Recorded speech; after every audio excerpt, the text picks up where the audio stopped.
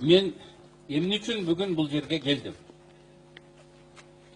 Улуу француз агартуучуларынын бири мындай деген экен. Сиздин оюңуз, сөзүңүз мага жакпайт. Бирок ошол ойго ээ болуу укугуңуз үчүн мен өлгөнгө даярмын деген. Мен мындай деп айтат элем. Сиздин сөзүңүз да, оюңуз да, өзүңүз да, кейпиңиз да жакпайт. Бирок сиздин бар болгонго, өз тагдырыңызга ээ болгонго, эркин пикирге ээ болгон укугуңузду биз ар бирибиз колдошубуз керек. Сөз эркиндиги, ой эркиндиги бүгүн коркунучта.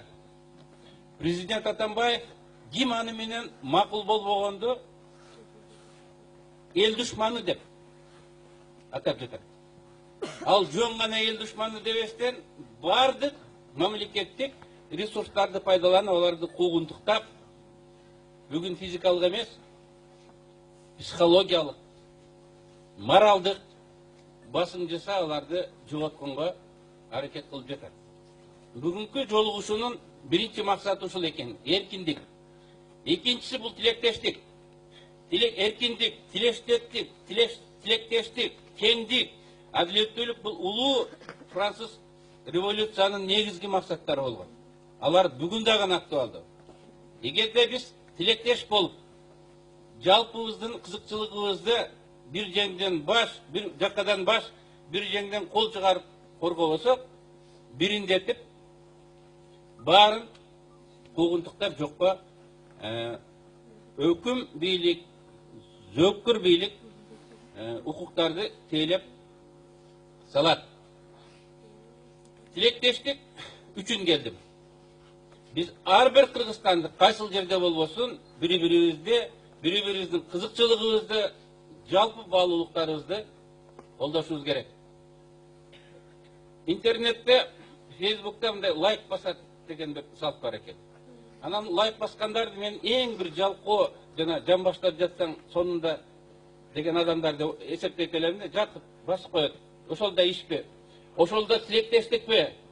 Көчүңдү көтөрүп, кичинекей туруп, элге чыгып, кичинекей бир аракет кылбайсыңбы деп, ошол адамдарды абдан мындай эске албайт элем. Бирок бүгүн лайк басканда эрдик болуп атпайбы? Лайк басканың үчүн КГБ иш козгоп, профилактикалык тарба чараларын өткөрүп атпайбы?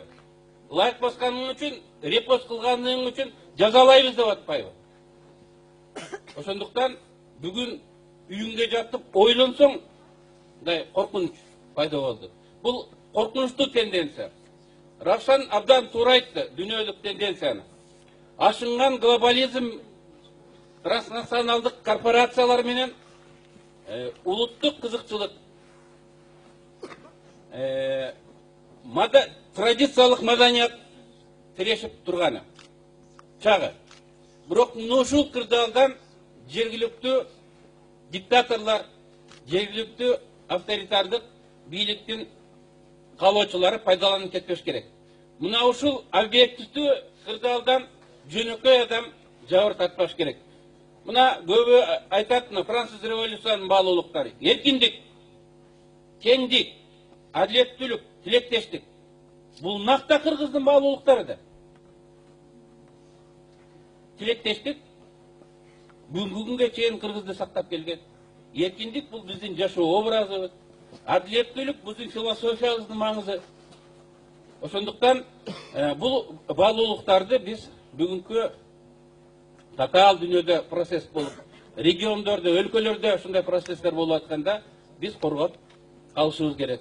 Жаңы, мен оюмча ушул тирешүүдөн бир жаңы бир маданият, жаңы бир дүйнөлүк саясий, коомдук, маданий конфигурация чыгат.